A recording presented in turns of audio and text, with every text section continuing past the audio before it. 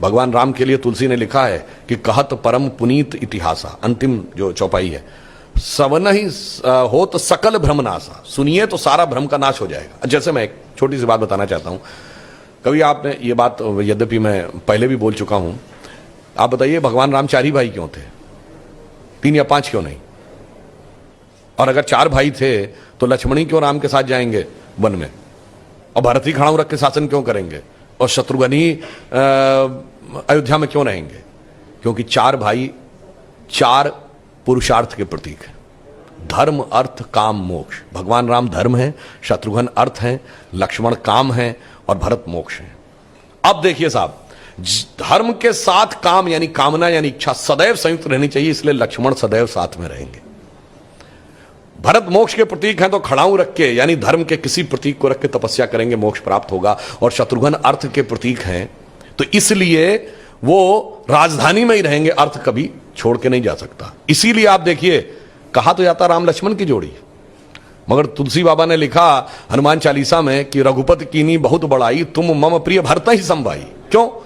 देखिए, कामना को तो धर्म सबसे प्रिय होना चाहिए, लक्ष्मण को राम प्रिय होने चाहिए, धर्म को मोक्ष।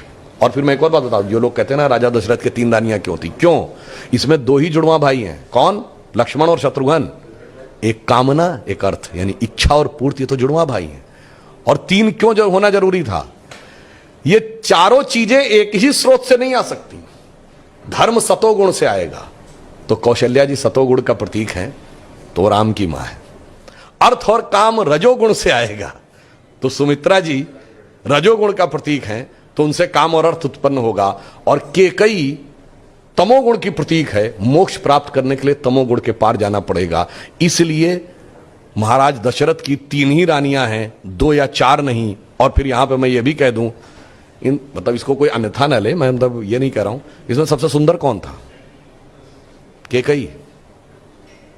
तमोगुण सबसे आकर्षक होता है और अक्सर उसी के पीछे बहुत सारी अनिष्ट की संभावनाएं भी छुपी रहती हैं। मैं कह रहा हूं, अगर थोड़ा सा गौर से पढ़ोगे तो एक एक चीज में इतना गहरा अर्थ निकलेगा कि फिर अगर एनी बेसेंट ने कहा था कि for 40 years I have studied a religion by the name of Hinduism, the more you study, the more you love it, the more you get involved, more you respect it, तब जाके धीरे धीरे समझ में। बहुत बढ़िया।